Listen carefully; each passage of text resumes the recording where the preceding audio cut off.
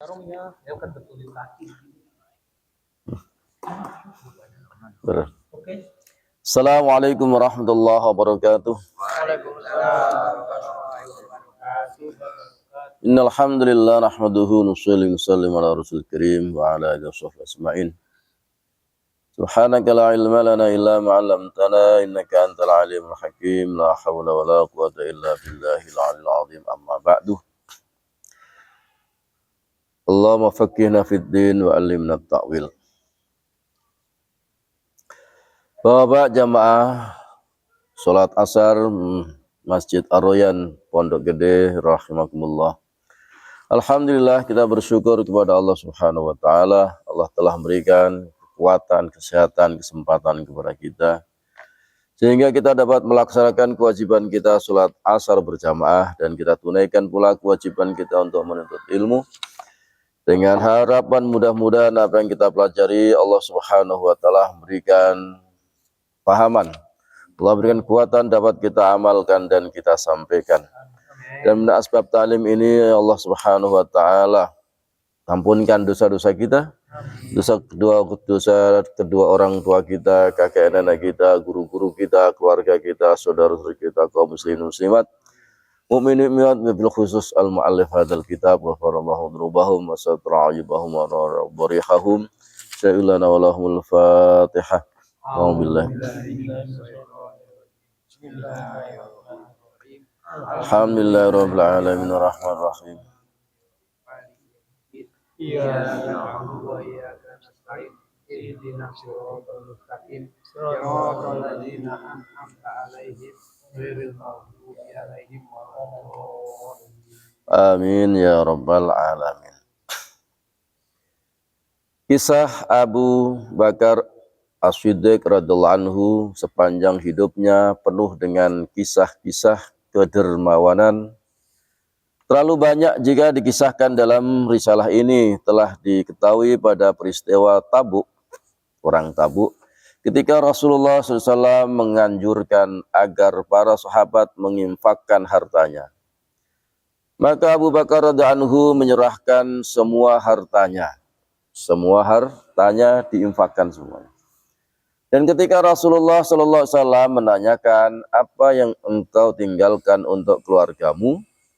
Ia menjawab, aku tinggalkan bagi mereka Allah dan Rasulnya.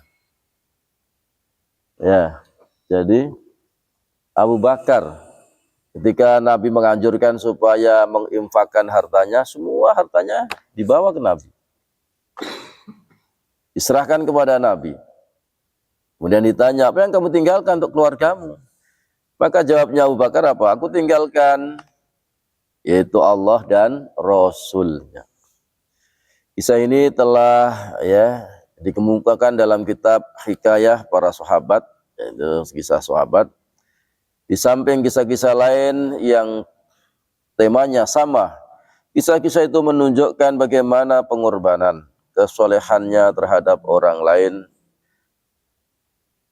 dan kedermawanannya dalam menggunakan harta untuk mencapai ridha Allah Subhanahu wa taala. Jika kita memiliki kebajikan seperti itu, maka pada tingkat tertentu setiap orang akan mengagumi kita. Bagi para sahabat radhiyallahu anhum, hal seperti itu sudah biasa dalam kehidupan mereka. Terhadap Abu Bakar radhiyallahu anhu dikatakan bahwa Allah Subhanahu wa taala telah menguji keluhuran budinya dalam Al-Qur'an. Bismillahirrahmanirrahim. Wa sayujannabuhal atqa alladzi yu'ti malahu yatazakka wa ma li ahadin 'indahu min ni'matin tujza illa ibtigha'a wajhi rabbihil a'la wa lasawfa yarda. Dan kelak akan dijauhkan orang-orang yang paling bertakwa dari neraka itu, yang menafkahkan hartanya pada jalan Allah untuk membersihkannya, padahal tidak ada seorang pun yang memberikan suatu nikmat kepadanya yang harus dibalasnya.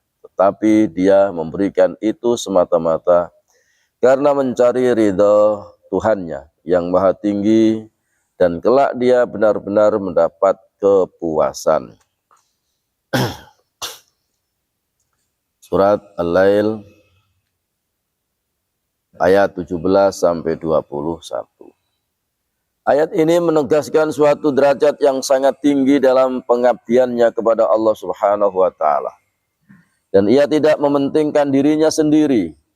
Wajar jika ia dihargai seperti itu sebagai balasan dari kebaikannya, namun hal itu tidak dapat dibandingkan dengan suatu kemurahan hati jika dilakukan dengan inisiatif sendiri.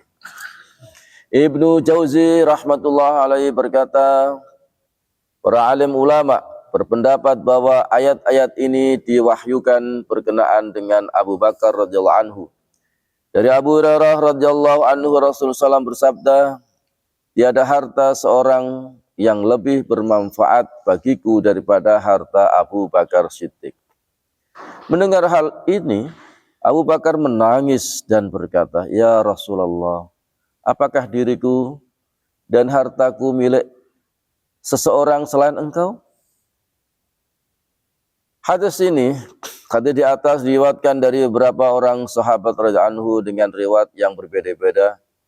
Dalam suatu riwayat Sa'id bin Musayyab rahmatullah alaihi menambahkan, Rasulullah SAW menggunakan harta Abu Bakar seperti hartanya sendiri.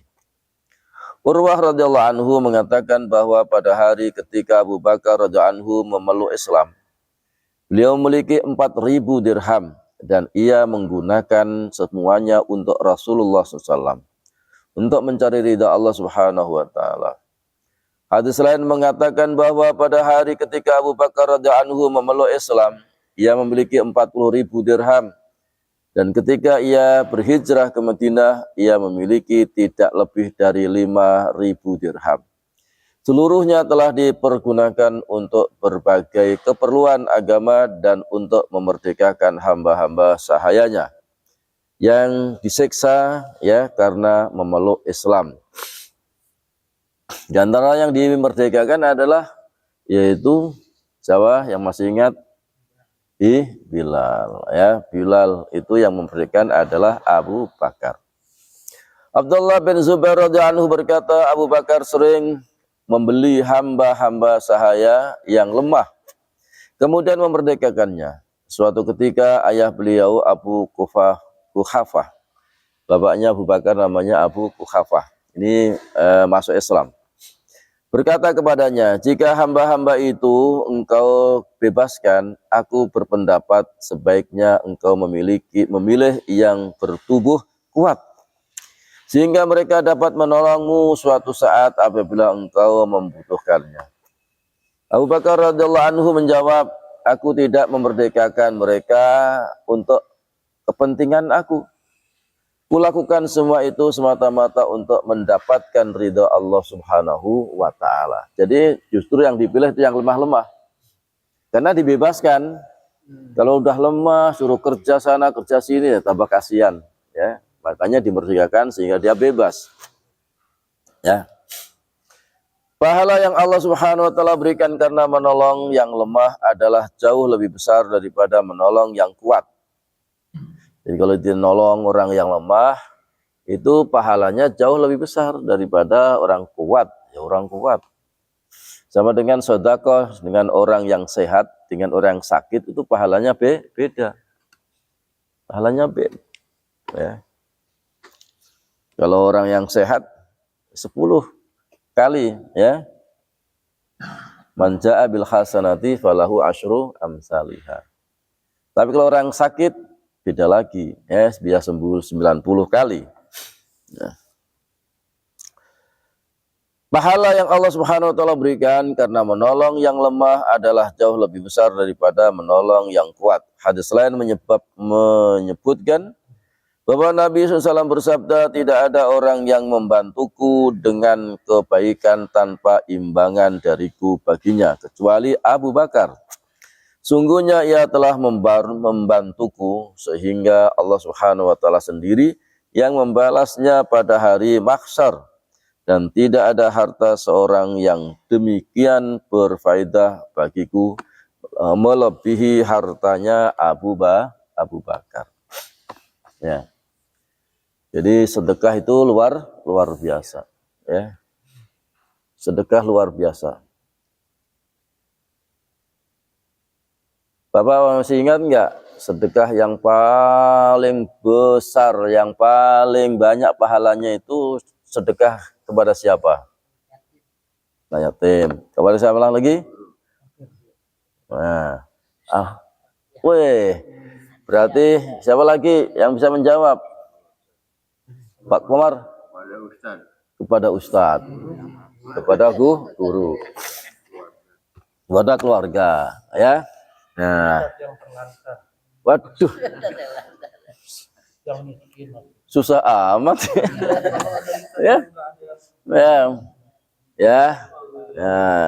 Jadi kalau sedekah kepada kiai, pada ustadz, ya, orang-orang yang dakwah, ya, orang yang mengajarkan ilmunya, mengajarkan, ya, agama, itu pahalanya 900.000 kali.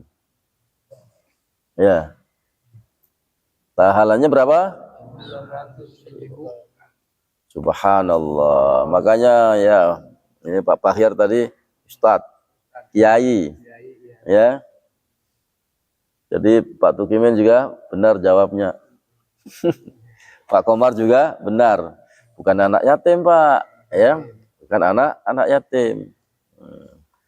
Kemudian tingkatan yang di bawah sedekahnya kepada kiai, kepada orang yang, ya, mengajarkan ilmu agama. Terus apa tingkatannya? Orang tua. Pinter tuh, Pak, ya. Orang tua. Itu pahalanya kalau kita memberikan kepada orang tua, itu pahalanya berapa? Masih ingat? 600. Pahalanya 100.000 kali. 100.000 kali. Ya. Kenapa kok sedekah dengan kiai, dengan ustadz, ya, jauh lebih besar daripada orang tua? 100.000. Ya. Ini 900.000 dibandingkan 100.000. Coba apa sebabnya? Mengajar ilmu, ya, jadi orang pintar. Jadi kalau jadi tahu nggak tahu jadi ya. Berjariah karena kan diajarin Nabi jariah. Kalau orang tua itu menyelamatkan kehidupan kita di dunia, diberikan, ya, makan, minum, sandang, pangan, kalau punya papan, kendaraan, ya, itu orang tua. Tapi kalau guru itu menyelamatkan hidup di akhirat. Kenapa? Karena enggak, ya, orang tua kan cuma memberi duit, makan, gitu. Yang ngajari siapa? Yang dia bisa sholat, siapa ngajari? Siapa yang ngajari bisa wudhu?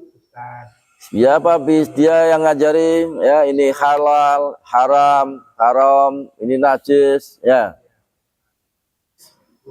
Siapa yang ngajari? Oh, ini nggak boleh ini. Nah, ya, ini boleh. Siapa yang ngajari? Berarti kan yang menyelamatkan dia nanti di akhirat, ya. Maka pahalanya jauh lebih banyak sedekah ke kiai, ke guru, ke ustadz, ya. Cuman ada cumannya. Karena guru ini kan tadi makanya kalian gurunya udah kaya-kaya, nggak usah dikasih. Ya, gurunya datangnya pakai Alphard, ya, pakai mobilnya Mercy. Nah, akhirnya pada minder, ya. Masuk guru pendidikan umum juga. Ya, ya pendidikan agama. Yang bisa menyelamatkan dia masuk ke surga itu kan pendidikan agama. Ya, ya. Jadi oleh karenanya itu merupakan tingkatan pahala. Kenapa? Karena guru yang mendidik kita bisa ngaji, ya bisa sholat, ya bisa tahu hukum, bisa ini, bisa itu luar biasa ya. Ya mudah-mudahan kita semuanya ya yang punya ustadznya yang kaya juga ustadznya nggak ngasih, ustadznya nggak ngasih gitu. Ya kalau yang kaya ustadznya ngasih, ya, makanya terima kasih, diterima terus dikasih. Ustadz itu dikasih, tapi diterima terus dikasih. Iya, jangan lihat ustadznya banyak duitnya, ya tapi diterima kah? Kasih, diterima terus dikasih lagi itu ya. Apalagi tadi yang ustadznya yang miskin-miskin kayak Pak Nurendi tadi katanya yang dikasih, ya itu wajib malan. Yang miskin-miskin itu, ya, ya kayak itu. Ya. Makanya kalau Imam Malik itu kalau ngajar, ya, kemudian datanglah orang-orang pedagang ikut ngaji di situ.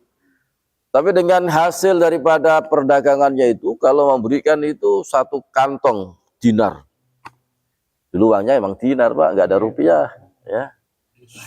Kantong begitu dikasih kepada Imam Malik.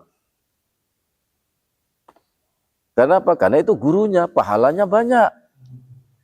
Tapi dia juga merasakan ketika dia memberikan gurunya, di samping pahalanya kali 900.000, itu berkah dalam usaha dagangannya tambah berkah lagi, usahanya tambah berkah lagi, tambah banyak lagi. Ya, tapi Imam Malik juga ketika mendapatkan beberapa ya kantong dinar itu, terima kasih, diterima terkasih, terus dikasih apa? Jadi diterima, dikasih lagi. Kasih lagi, terus kasih lagi murid-muridnya yang memang nggak mampu. Kasih murid-muridnya, orang-orang yang ya fakir miskin, janda, ya anak yatim, dikasih.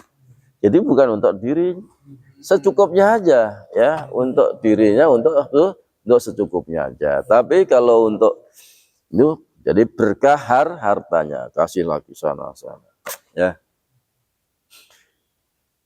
Oleh karenanya Nabi SAW bersabda, perhatikan orang-orang fakir dan miskin. Ya, perhatikan orang fakir dan miskin. Karena sungguhnya, ya, engkau diberikan rezeki yang banyak, itu disebabkan karena orang fakir miskin. Jadi Nabi bersabda, perhatikan orang fakir miskin, santuni anak yatim, berikanlah orang-orang yang susah. Karena sungguhnya engkau diberikan rezeki, itu disebabkan ada orang fakir miskin. Tuh, berarti kita memberikan tambah banyak lagi. Gitu. Itulah ada sedekah. Jadi bukan malah kurang, berikan tambah lagi. Kenapa? Karena kita kalau dipercaya oleh Allah Subhanahu wa taala menjadi agen penyalur rezeki Allah dalam hadis, ya dalam kitab itu At-Targhib juga diterangkan, Allah itu memilih kaum atau orang yang Allah jadikan menjadi sumber daripada rizki. Allah Subhanahu wa taala dijadikan agen untuk disalurkan orang-orang. Ya, jadi orang ini dipilih oleh Allah sehingga rezekinya diberikan oleh Allah banyak, keberkahan, usahanya gampang, semuanya gampang. Ya. Kemudian orang itu ketika diamanati oleh Allah, rezekinya itu bukan untuk dirinya sendiri sih, tapi itu udah bagi sana, bagi sini, semuanya disedekahkan kemana-mana. Ya. Nah, orang itu akan dipercaya oleh Allah lagi, akhirnya diberikan tambah banyak lagi. Maka kalau kita dijadikan, ya, yaitu orang agen daripada Allah untuk menyalurkan rizki. Kalau kita amanah, tambah banyak, tambah banyak. Tapi kalau kita ini diamanati oleh Allah, diberikan rizki yang banyak, disimpan. Pak Komar, ya, ada orang fakir miskin, nggak dibagi, dibiarkan, maka akhirnya orang ini nggak bisa dipercaya, ini nggak bisa dipercaya, akhirnya ditutup oleh Allah, nggak dikasih ya rizki untuk dibagi-bagikan, karena orang ini nggak bisa dipercaya, nggak amanat. Ya, akhirnya diberikan untuk orang lain, dikasihkan orang lain. Kalau dia bagus untuk apa? Untuk menyampaikan amanat rezeki itu, maka dia tambah banyak lagi, tambah banyak lagi. Masya Allah. Nah, kenapa? Karena dia yakin bahwa rezeki itu yang memberikan hakikatnya adalah Allah. Jadi manusia itu lahir kan nggak punya apa-apa. Ya, ada yang kaya, ada yang miskin. Tujuannya Allah itu disalurkan orang kaya, biar orang kaya nanti memberikan kepada orang miskin, kan orang kaya dapat pahala. Dapat pahala. Jadi sedekah itu berputar sehingga dapat pahala semuanya. Tapi kalau di stop, ya berarti nggak bisa dapat pahala lagi. Ya, akhirnya ya berhenti. Kalau berhenti stop oleh Allah Subhanahu wa Ta'ala. Nah, itulah di antara pelajaran sore hari ini. Bagaimana kita ini bisa mengambil kisah-kisah para sahabat radhiyallahu anhum untuk senantiasa kita ya belajar mencontoh ya, dan itu sudah banyak Al-Quran, hadis yang menceritakan tentang kedermawanan seorang itu akan dibalas oleh Allah Subhanahu wa Ta'ala. Kontan artinya di dunia, di akhirat mah beda lagi. Di dunia dibalas oleh Allah Subhanahu wa Ta'ala ya. Tapi amanat, hati-hati, karena namanya itu amanat dari Allah, menjadi sumber ya penyalur orang dari mana-mana, sedekah ya. Akhirnya nggak dibagi-bagi, malah untuk diri sendiri ya lama-lama juga di penjara. Akhirnya lama-lama malah menjadi masalah. Nah, itulah namanya ujian dunia, memang berat ya. Namanya tergoda. Ya, mudah-mudahan kita ini ya dalam baca ini ya kejadian-kejadian itu untuk pelajaran bagi kita. Jangan sampai seperti itu ya.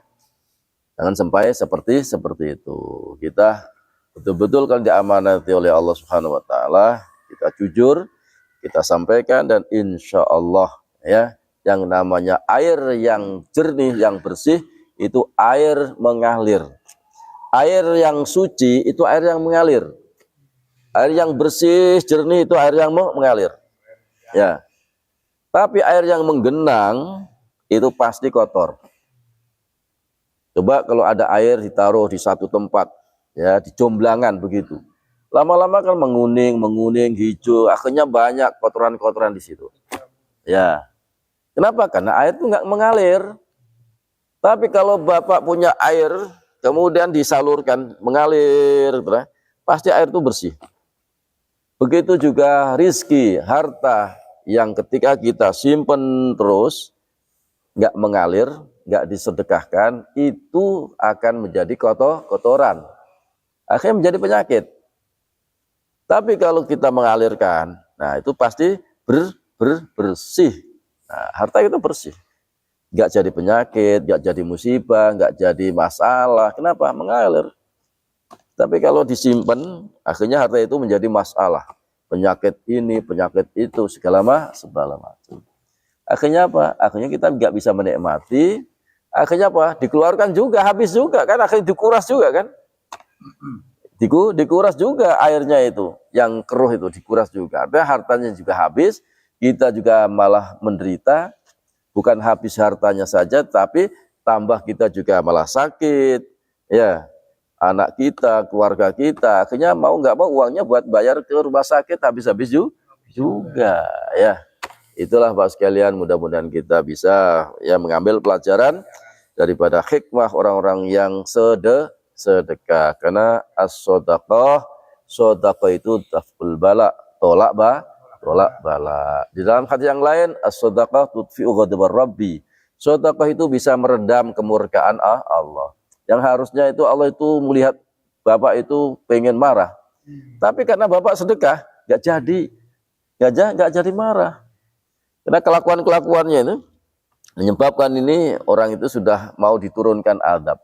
Tapi karena dia sedekah, akhirnya nggak jadi. Nah itu hikmahnya daripada sedekah. Wallahu alam biswab. Mari sama-sama kita tutup dengan doa kifaratul majelis. Subhanallah hamdihi. Subhanallah hamdihi. Asyhadu an la ilaha illa anta astaghfiruka wa atubu ilaik. Assalamualaikum warahmatullahi wabarakatuh.